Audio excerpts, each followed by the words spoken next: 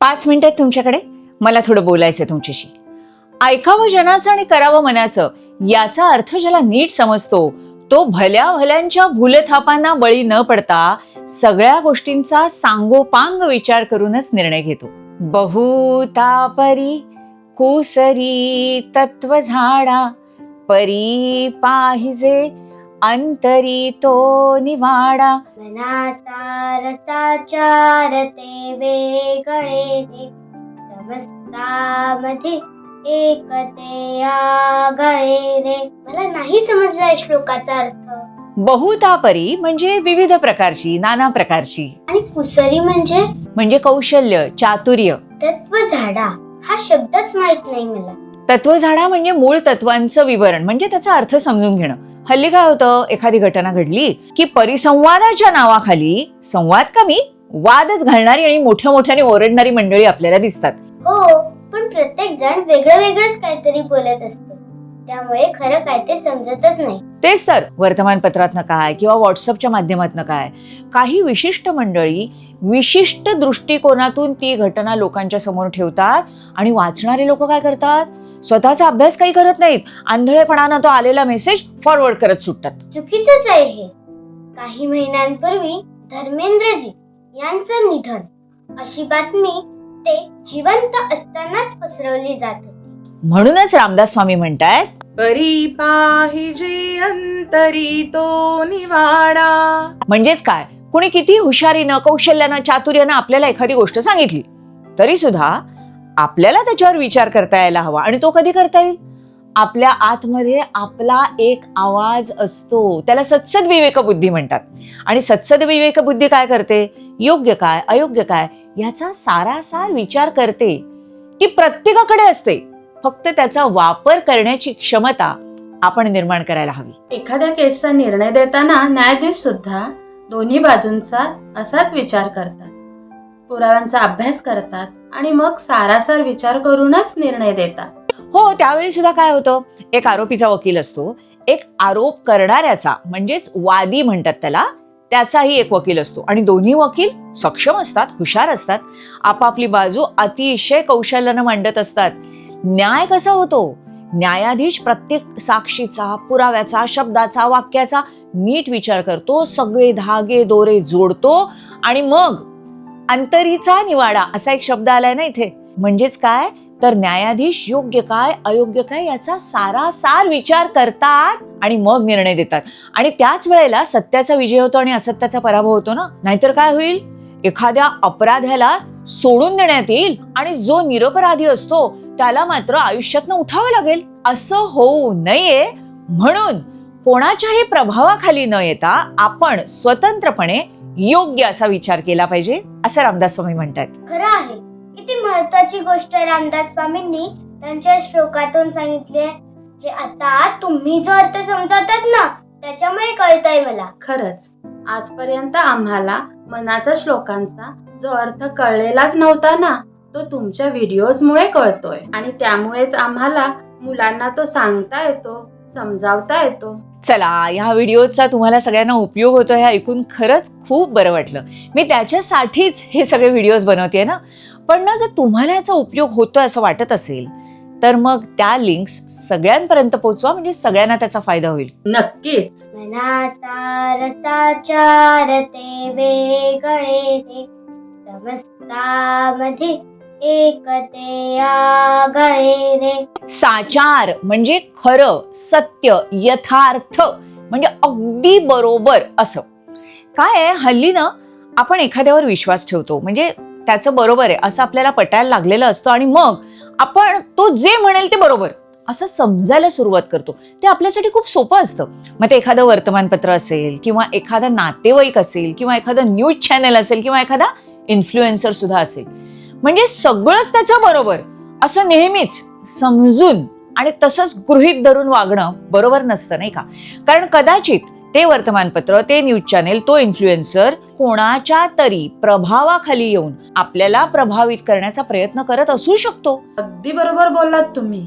कारण असा साचार म्हणजे सत्य शोधण्याचा प्रयत्न करणारा विचार जो करतो तोच या जगामध्ये आगळा वेगळा ठरतो, असं रामदास स्वामी म्हणतायत. जसे शिवाजी महाराज वेगळे होते, हिरकणीच्या बाबतीत नाही का त्यांनी असाच वेगळा विचार केला, म्हणजे साचार वागले ते. हिरकणीला आपल्या बाळाला दूध पाजण्यासाठी रात्रीच्या वेळी गडावरून आपल्या घरी जायचं होतं, पण पहारेकरांनी तिच्यासाठी दरवाजा उघडला नाही. का? कारण रात्रीच्या वेळेला गडाचे दरवाजे बंद करण्याचा नियम शिवाजी महाराजांनीच केला होता. आणि नियम हे विचारपूर्वकच केले जातात.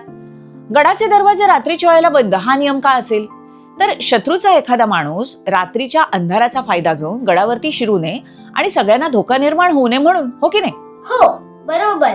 पण हिरकणीला जायचंच होतं कारण तिचं बाळ आजारी होतं आणि त्याला दूध पाजणं गरजेचंच होतं. म्हणून तिने काय केलं, गडावरची अशी जागा शोधली की जिथे पहारेकरीही नव्हते आणि तटबंदीही नव्हती. मग तिथून गड उतरून ती अंधारा रात्री आपल्या बाळाच्या प्रेमापोटी आपल्या घरी गेली. कोणी कोणी म्हणतात की तिने गडावरून उडीच मारली. दुसऱ्या दिवशी पुन्हा एकदा जेव्हा ती दूध विकायला गडावरती आली त्यावेळेस पहारेकरांनी त्याला ओळखलं. आपली नजर चुकवून हिरकणी गड उतरून गेली, म्हणजे तिने नियम मोडला हे त्यांना समजलं आणि त्यांनी तिला शिवाजी महाराजांसमोर उभं केलं. पण मग शिवाजी महाराजांनी काय केलं? नियम मोडला म्हणून तिला शिक्षा केली का? नाही, हिरकणीचं आपल्या मुलावरचं प्रेम आणि तिने त्यासाठी दाखवलेलं धाडस याच्यासाठी शिवाजी महाराजांनी तिचं कौतुकच केलं, सत्कार सुद्धा केला आणि गडावरती एक बुरुज बांधला.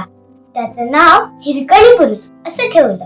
हा, हिरकणीला शिक्षा न देता तिचा सत्कार आणि सन्मान करणारे शिवाजी महाराज रामदास स्वामी म्हणतात तसा आगळा वेगळा विचार करणारे होतेच. पण त्यांनी असं का केलं? असा कोणता आगळा वेगळा विचार त्यांनी केला आणि हा निर्णय घेतला हे तुझ्या लक्षात आलं का? नाही. कोणता? तुझी गोष्ट सांगितलीस ना त्याच्यातली 2 वाक्य खूप महत्वाची होती. कोणती? हिरकणी पहारेकऱ्यांची नजर चुकवून अंधारा रात्री गड उतरून खाली गेली याचा अर्थ काय? पहारा नीट नव्हता. अंधारा रात्रीचा गैरफायदा घेऊन शत्रू सुद्धा त्याच वाटेनं वर येऊ शकतो हे शिवाजी महाराजांच्या लक्षात आलं आणि त्यांनी पहारेकऱ्यांना निश्चितपणे पहारा कडक करण्याच्या सूचनाही दिल्या असणार आणि ज्या ठिकाणून हिरकणी खाली गेली त्या ठिकाणी तटबंदी नव्हती हे लक्षात आल्यानंतर त्यांनी तिथं तटबंदी उभारली, हिरकणी बुरुज उभारला आणि त्याला नाव दिलं हिरकणी बुरुज. म्हणजे हिरकणीचा सत्कार सुद्धा झाला, सन्मान सुद्धा झाला आणि जाणता राजा या दृष्टीनं योग्य ती खबरदारी सुद्धा घेतली गेली. कमाल आहे अनुराधाताई, तुम्ही सुद्धा किती आगळा वेगळा विचार मांडलात. आता आजपर्यंत हिरकणीची गोष्ट सगळेच वाचत आले आणि मुलांना सांगतही गेले, पण त्यातला एवढा खोल विचार आमच्या लक्षात सुद्धा आला नव्हता. खरं सांगू का, आपण जे काही ऐकतो, बघतो, वाचतो त्या प्रत्येक शब्दाचा आणि वाक्याचा आपण नीट शोध घेतला पाहिजे, त्यातला अर्थ आपण समजून घेतला पाहिजे. एका वाक्याचा दुसऱ्या वाक्याशी संबंध जोडताना तो संबंध लागतोय ना याचा सुद्धा विचार केला पाहिजे. म्हणजे मग सत्य आणि असत्य यातला फरक आपल्याला लगेच कळू शकतो. कोणी जर खोटं बोलत असेल ना तर त्याच्या 2 वाक्यांमध्ये काहीतरी गफलत असते, गडबड असते, ती आपल्याला शोधता आली पाहिजे. म्हणजे मग तो खोटं बोलतोय हे आपल्याला लगेच कळतं.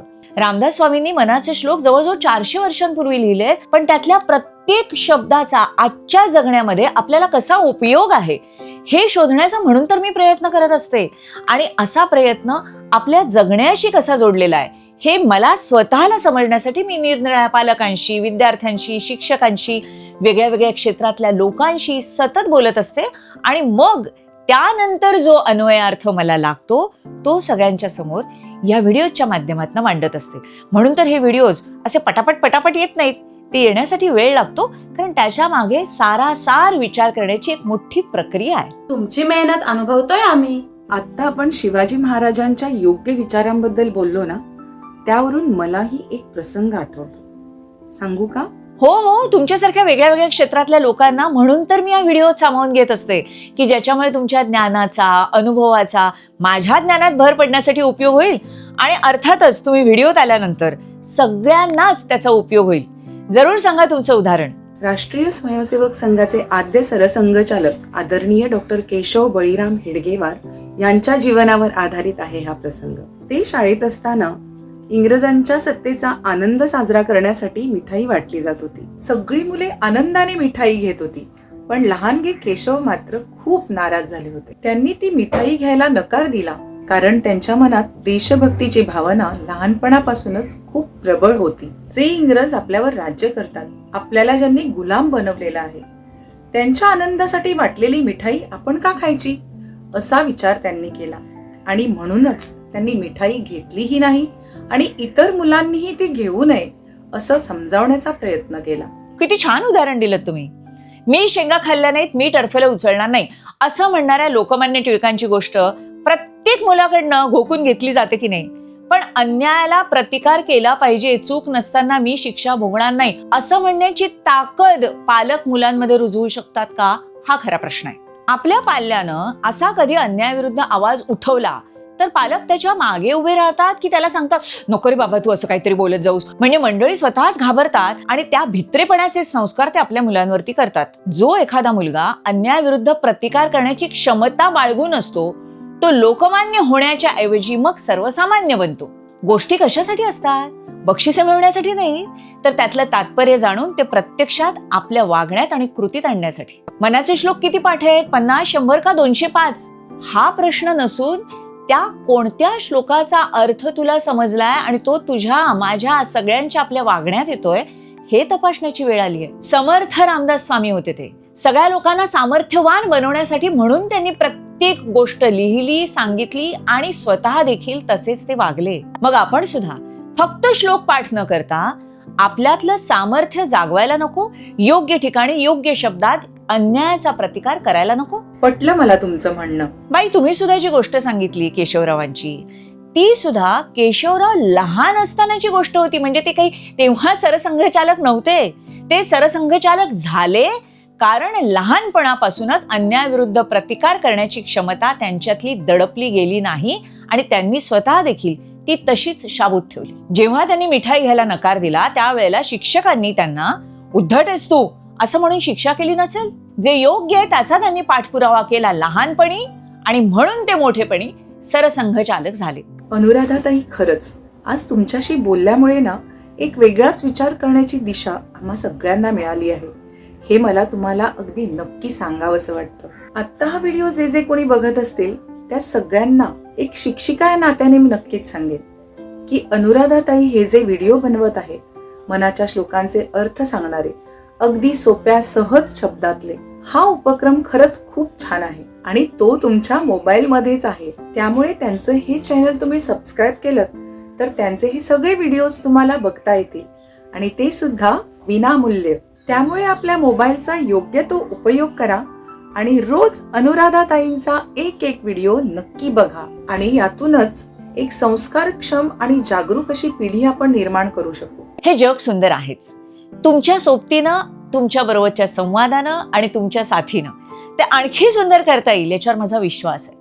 म्हणूनच मनाच्या श्लोकांचे अत्यंत साध्या सोप्या शब्दात जगण्याशी जोडलेला अर्थ सांगणारे हे व्हिडिओज मी करते. हा उपक्रम जर तुम्हाला उपयुक्त वाटत असेल तर हात जोडून कळकळीची विनंती करते नेहमीप्रमाणेच की हे व्हिडिओज, या लिंक्स सर्वांपर्यंत पोहोचवा, म्हणजे सगळ्यांना त्याचा फायदा होईल आणि हे जग अधिक सुंदर, सकारात्मकतेनं भरलेलं असं होईल. मला माहिती आहे तुम्ही हे नक्की करणार आहात. आपण सगळे मिळून हे करणार आहोत. कारण मी व्हिडिओ करते पण सगळ्यांपर्यंत ते पोहोचवणं मला एकटीला शक्यच नाहीये. त्याच्यासाठी मला तुमच्या सगळ्यांची साथ हवी आणि तुम्ही ती देणार आहात आणि मग आपण सगळे मिळून म्हणणार आहोत, इतना तो हम कर ही सकते हैं. जय जय रघुवीर